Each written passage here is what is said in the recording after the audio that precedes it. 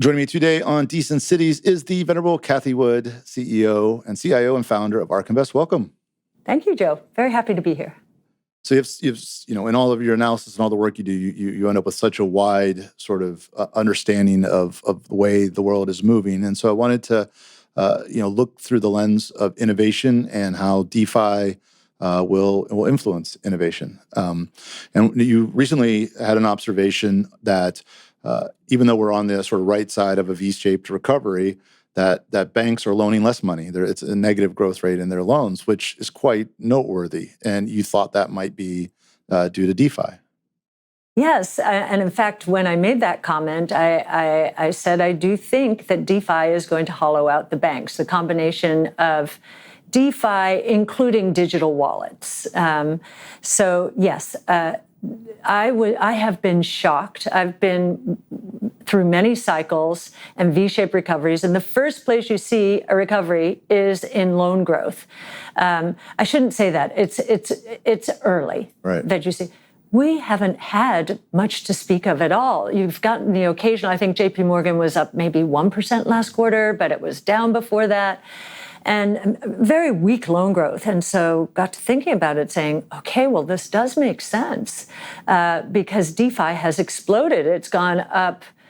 I think it was something in the $5 to $10 billion range locked on the Ethereum network, DeFi, about a year ago, maybe a little more than that. And now it's over 120 billion, or at one point it hit roughly 120. That is a lot of growth, and it is happening because of the search for yield. You know, I've been saying for quite some time, I think the bond market is in a bubble. It's not the stock market. It's the bond market that's in a bubble because of this extreme search for yield.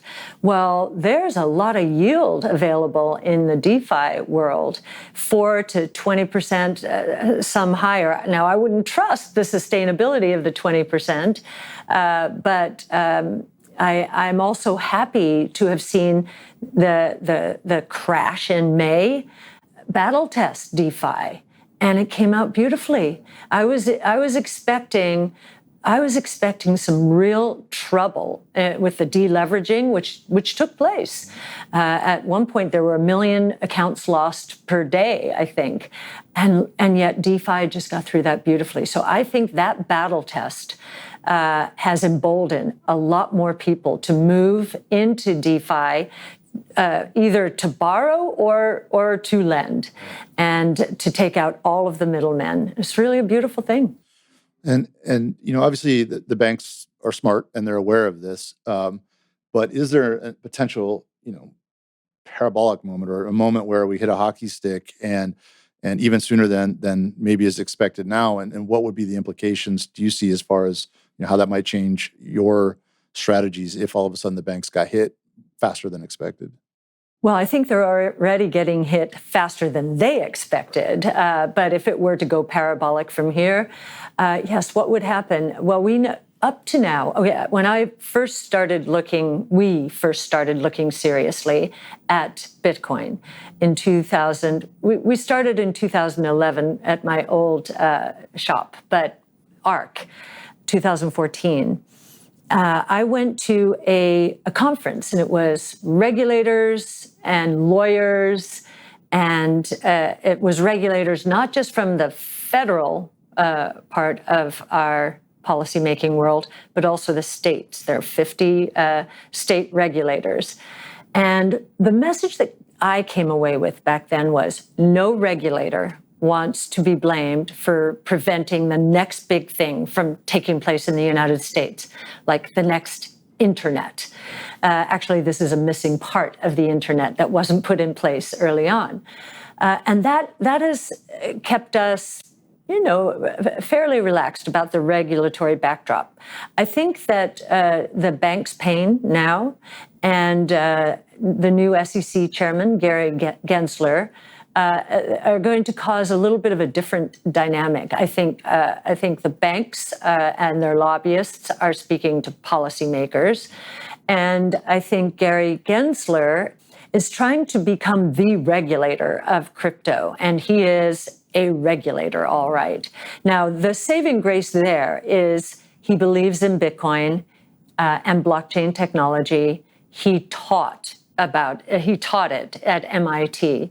And I think he's got a little bit of that bug and doesn't want to shut it down. And he's even said so. But he's definitely going for a regulatory land grab here. And I think when it relates to stable coins, that's where we potentially have a problem, where they will try and rein that in because that is what's firing up DeFi. So it is the bridge into DeFi. So that is where he's probably going to try and make his mark. I don't know if he can, though. I think the Fed and the SEC together will somehow make their mark there. And so we're waiting and watching. And we do know that Circle now has come around and said, okay, we're fully backed by, the safest securities out there, as good as the dollar. So we're a little more on edge, but even Gary Gensler does not want to be blamed for preventing the United States from the next big thing. Right. But do you think there might come a point where the pain of the government has some hollowing out that could happen to it as well? So do you think there might come a point where the pain of that or the risk of that becomes more severe than the pain of preventing the next best thing? Or really, it could be the wrong person in the wrong position that starts to go, and where China went or whatever, that starts to get a little more defensive about our policies. Yeah, I think that Congress is they're split over everything. So I think while we're in this very tight race, I have a feeling those are the checks and balances that will remain in place. I could be wrong about that.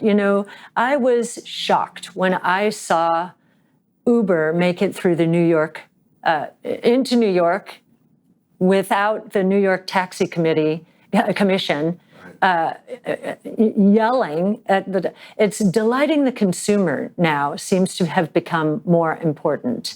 And Uber delighted the consumer.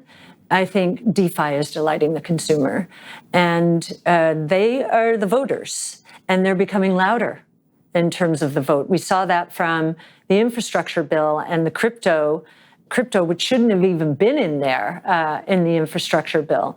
The voices around that were loud, and sure, they didn't get complete success, but now Congress knows it has a force to contend with in the form of millennials who love DeFi and many others who love DeFi. And when we look at DeFi and its the potential outcomes on innovation when DeFi is used, the first one is we're yield hunting, right? It just works. It makes sense. Everybody's in, and it's a great new thing. Then there's another element of it, which is sort of swapping one thing for another, which maybe in the future banks, exchanges become the new banks, right? And they're still centralized organizations. They just have a different name, and and maybe serve a little less of are a little less powerful than the banks were. And then maybe there's even a third category where there's a negative ROI on innovation, where can a DAO produce the next iPhone, right? And certainly a DAO can produce an app that goes on the iPhone, but would we have is there a point where certain industries have a negative ROI on that? Well, I have maybe consider the source. I have so much confidence that innovation will make our lives better, including this decentralized world, that, I'm sure we'll face rough patches as we try to get from here to there. And it's a very good question, and I can't answer the question, but my experience with innovation is that it's inferior at first, very often. Amazon, I did all my shopping on Amazon when I had 3 little babies under the age of 5, and I just thought it was a dream, but I didn't get about 25% of the things I ordered. That's how bad it was way back then, right? But still, it made such a big difference in my life. And it got a lot better over time. So I think the same thing will happen in the DeFi world. That's great. That makes a lot of sense.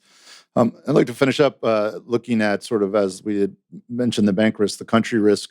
I love, I listen to a lot of Balaji Srinivasan's work, and he talks about, how all the elements of virtual communities are there. People are working together, finding partners together, and doing all that virtually. And now with all with virtual currencies, there's really very little barrier to having fully built out communities. And he thinks that actually, he says by 2050 a virtual nation will lobby the United Nations for admittance and get it. So I have to imagine that certain people are going to maybe push back on that. Do you have any sort of long-term thoughts on crypto's influence on nation states? Oh, well, I think he's probably right. I mean, I'm watching what's going on with NFTs and identities, and we're in another world. We're in another world right now. So I wouldn't doubt that will happen. How will other nation states feel about it? This from the beginning, I have said when it comes to innovation, what we're seeing right now is competition among nations for innovation. And it's been one reason that our regulators haven't been tougher, even though the banking lobby would like them to be, because, again, they don't want to be blamed for preventing the next big thing. But more, as important now, this is more important a reason than it used to be, other countries really want to steal the march from us. And so that has them on edge. I know with our drone work, for example, Amazon couldn't fly its drones outside on its own property in the United States. It had to fly inside on its 9th generation drone. So India and Australia and the UK and other countries invited them. And as soon as that happened, the FAA moved back into. So if we're going to have virtual cities and countries, that's more competition from an innovation point of view. And that means it'll happen faster. Wonderful. Thank you, Cathie Wood, ARK Invest. Really appreciate you stopping by. Thank you, Joe. Very happy to be with you.